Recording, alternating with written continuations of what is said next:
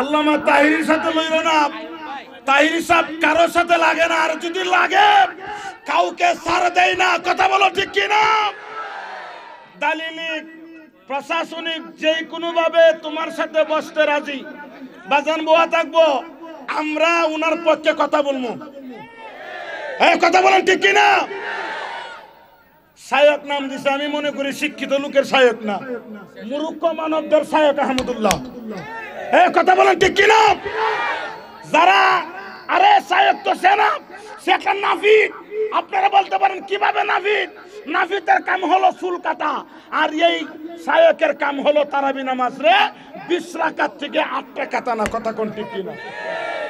এই শায়ক হইলে গিয়া নাফিদ শায়ক। কথা কোন ঠিক কিনা? এই নায়ক বলছে মদিনার মধ্যে যাওয়া নাকি শিরক, অথচ আল্লাহর নবী বলেছেন ইন্নাল ঈমান লা ইয়ারজু ইলাল মদিনা।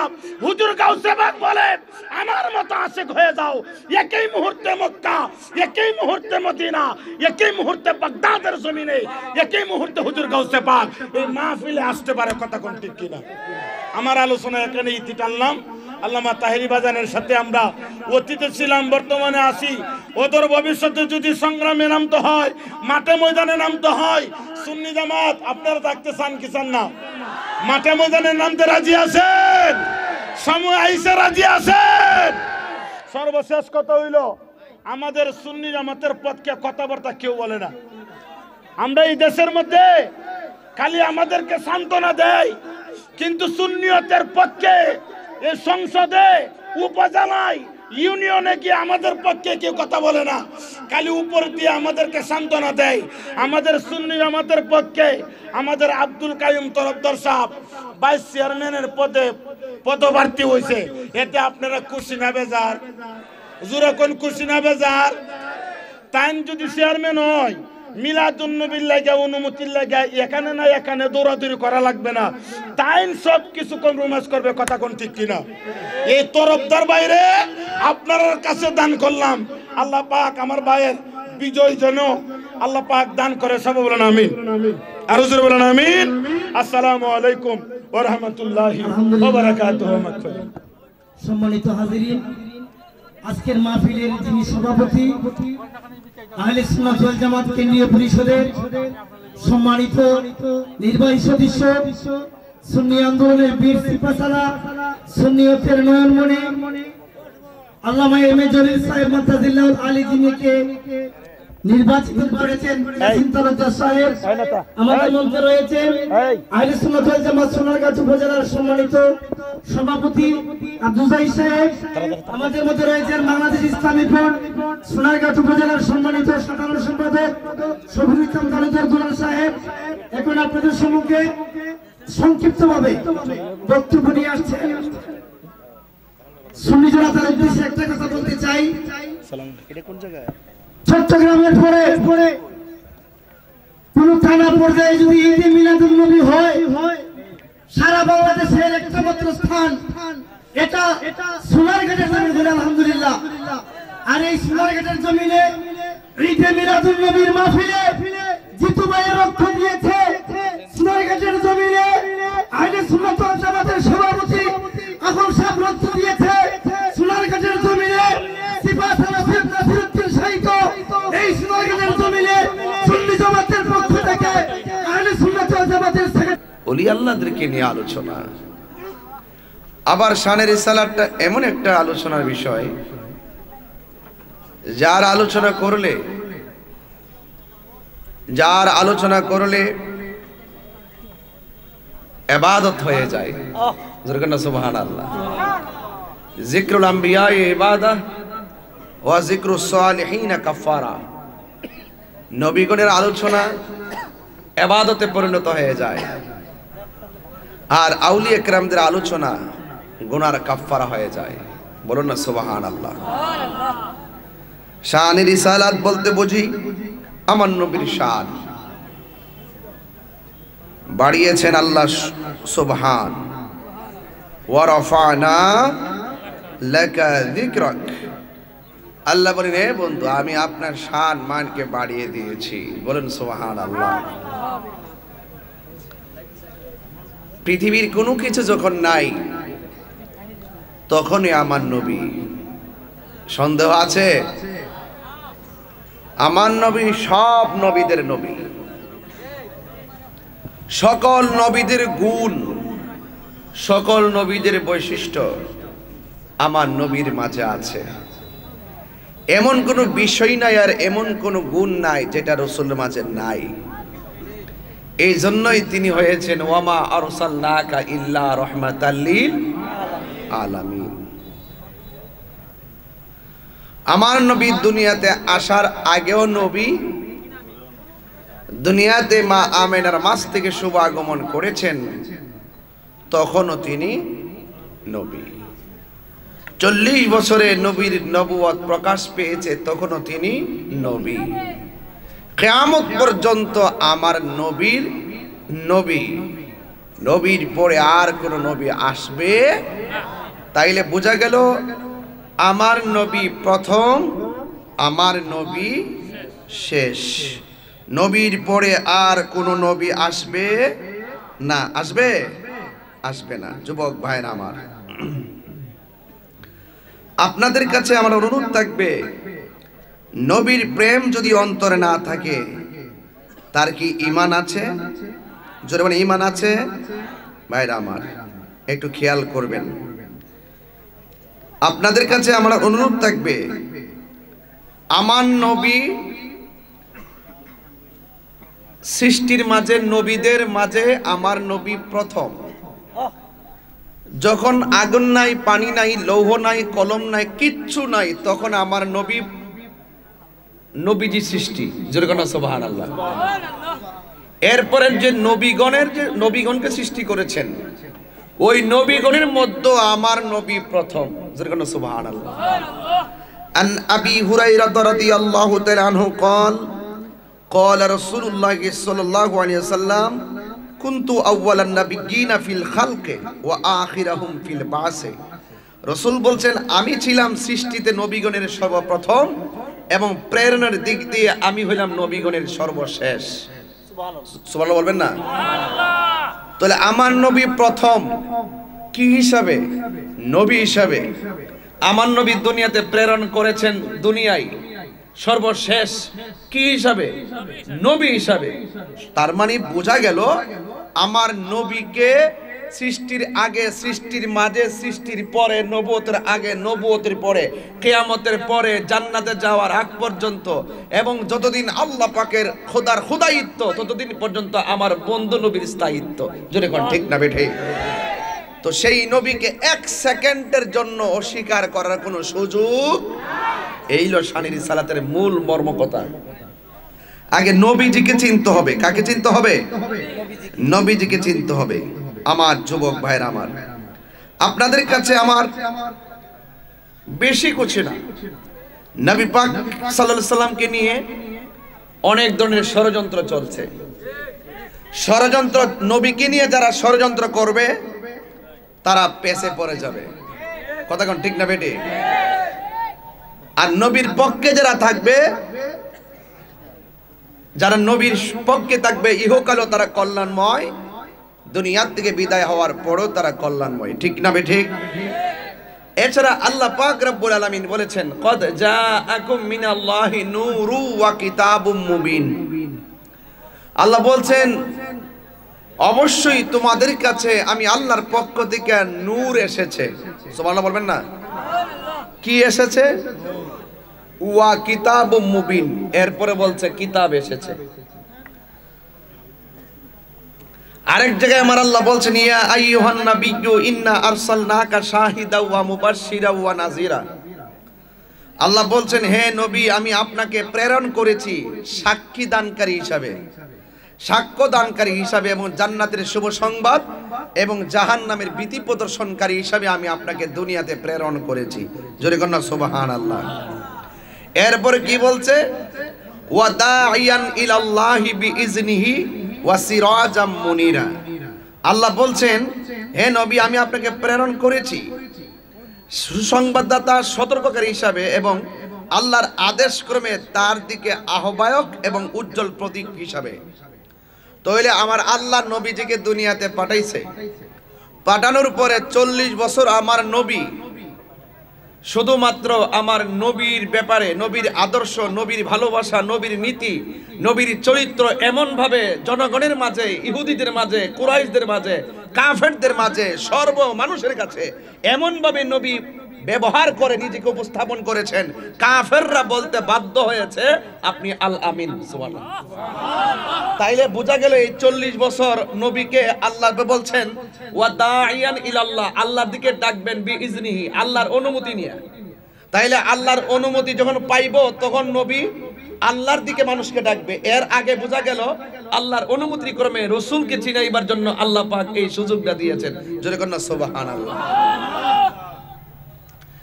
তাইলে আমার নবী দুনিয়াতে এসেছেন, নবীকে নিজে চিনাইছেন, কিন্তু গোপন রেখেছেন আল্লাহর ইশারা। যেহেতু আল্লাহ বলছে হে বন্ধু আপনি ওয়াদাইয়ান ডাকবেন ইলাল্লাহ, আল্লাহর দিকে বিইজনিহি, আমি আল্লাহর অনুমতি নিয়া এই জন্য আল্লাহ পাক অনুমতি দিয়েছেন 40 বছর বয়সে এটা প্রকাশ করার জন্য, মানুষকে ডাকার জন্য আল্লাহ পাক 40 বছর নবীকে নিজেকে হাইট রাখার জন্য, এটা আল্লাহর সিদ্ধান্ত ছিল। কথা কোন ঠিক না বেঠে? এরপরে আল্লাহর হাবিব সাল্লাল্লাহু আলাইহি সাল্লাম 40 বছরে নবুয়ত পাইয়া, নবুয়তের প্রকাশ হওয়ার পর আল্লাহ বলছে হে বন্ধু এবার আপনি তাদেরকে আমি আল্লাহর দিকে ডাক দেন। জোরে কোন সুবহানাল্লাহ। এরপরে যারা আপনাকে মানবে তারা ঈমানদার, যারা মানবে না তারা বেঈমান। যেই কাফেররাই বলছিল আমার নবীকে আপনি আল আমিন, যেই কাফেররাই বলছে হে নবী আপনি সত্যবাদী, কাফেররাই বলছে হে নবী আপনি আমানতদার, কাফেররাই বলছে আপনি একজন ভালো নবী, ভালো মানুষ, কাফেররাই বলছে আপনার সঙ্গে তুলনা নাই। ওই রাসূল যখন নবীর পার্শ্ববর্তী লোকদেরকে ডাইকাই না বলছে আমি তোমাদেরকে একটা কথা বলতে চাই, তোমরা কি কথাটা মানবে? তখন কাফেররাই বলছে হে মুহাম্মদ সাল্লাল্লাহু আলাইহি সাল্লাম আপনি তো কোনোদিন নিজে মিথ্যা বলতে শুনি নাই, আজকে আপনার কথা আমরা মানবো না কেন? আপনি বলুন। তখন আমার আল্লাহর হাবিব বলছেন তোমরা আমার আল্লাহর পক্ষ থেকে আমার কাছে ওহী আসছে, আমার কাছে কিতাব আসছে, তোমরা এই কিতাব মতো চলতে হবে। তখন ওই কাফেররা যারা নবীকে আল আমিন বলছিল তারাই আবার বলল না না না না আমরা তোমাকে মানতে পারবো না, আমরা বাপ দাদার ধর্মের মধ্যে চুনকালি মাখতে পারবো না। যারা নবীকে আল আমিন বলছিল তারাই আবার নবীকে প্রত্যাখ্যান করছে। রাসূল বলছেন প্রকাশ করার পর যারা প্রত্যাখ্যান করবে আপনিও তাদেরকে প্রত্যাখ্যান করবেন, কারণ যারা আপনার বিরুদ্ধে আর আমি আল্লাহর বিরুদ্ধে যাবে তাদের সাথে কোনো আপোষ করার কোনো প্রয়োজন। আমি কি বুঝাতে পেরেছি? সুতরাং 40 বছর গোপন ছিল, এটাও আল্লাহ পাকের হিকমত। আবার 40 বছর পর দেখেন যদি প্রথম ঈসা আলাইহিস সালাম দুনিয়াতে আইসাই যখন মারিয়াম আলাইহিস সালামের উপরে যখন মানুষ অভিযোগ তুলতে শুরু করলো, এই মরিয়ম তোমার স্বামী নাই, তোমার ঘরে সন্তান কিভাবে হলো, তোমার স্বামী নাই, স্বামী ছাড়া সন্তান কিভাবে হয়, তখন ঈসা আলাইহিস সালাম দুলনার মধ্যে থাকতে বলছিল আমি আল্লাহর নবী। জোরে বলুন সুবহানাল্লাহ।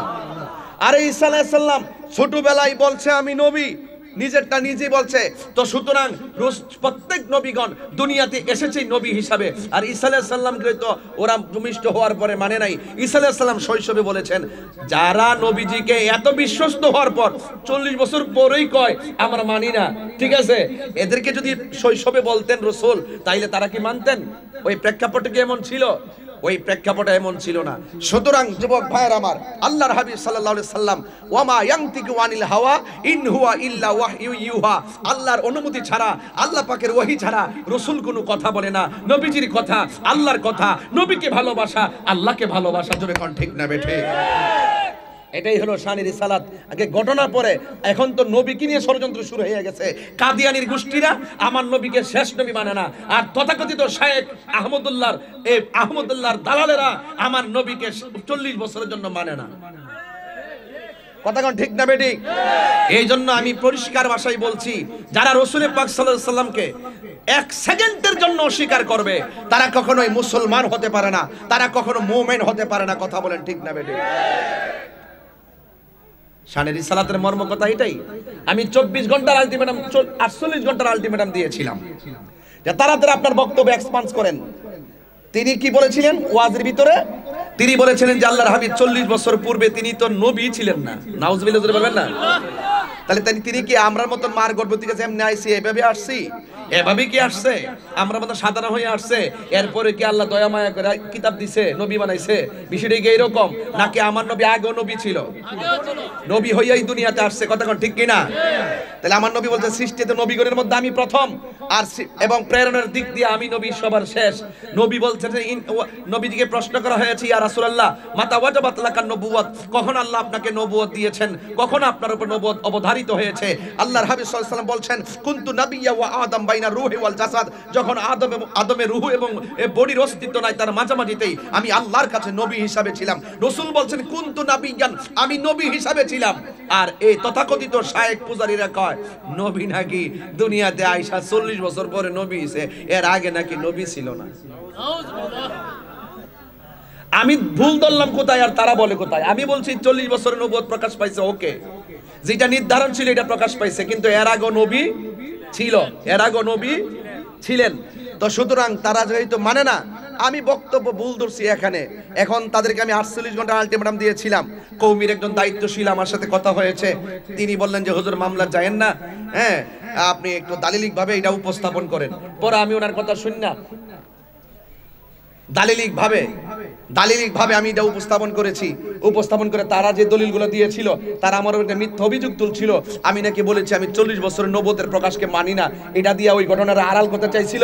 পরে আমি এটা প্রমাণ করে দিয়েছি যে না, আমি এটা বোঝাতে চাই নাই। আমি বোঝাতে চেয়েছি আহমদুল্লাহ সাহেব যে বলছেন 40 বছর আগে তিনি নবী ছিলেন না, এটা ওনার ভুল বক্তব্য। এটা ভুল বক্তব্য, ওনাকে ক্ষমা চাইতে হবে। প্রয়োজনে মদিনা যায়া নবী রওজা পাকের সামনে যায়া চোখের পানি ফেলায় ক্ষমা চাইতে হবে, আর না হইলে বেঈমান হয়ে কবরে যাবে। কথা বলেন ঠিক না বেঠিক?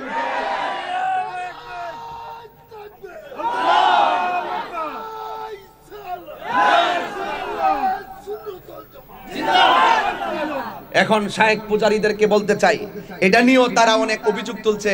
তাহিরি যা করে তাই করে, চাপাবাজি করে, 48 ঘন্টার পরে গেল না কেন?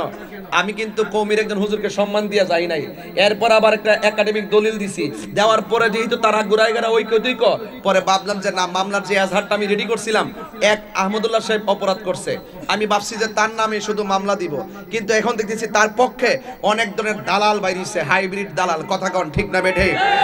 এই দালালগুলো যখন বের হইছে, এখন দেখলাম যে আমার এজাহার আরো ঘুরাইতে হবে, তার বক্তব্যকে যারা সমর্থন করবে তাদেরও তো মামলার ভিতরে ঢুকাইতে হবে। কথা কন ঠিক না বেঠে? এই জন্য আমি একটু সময় নিতেছি।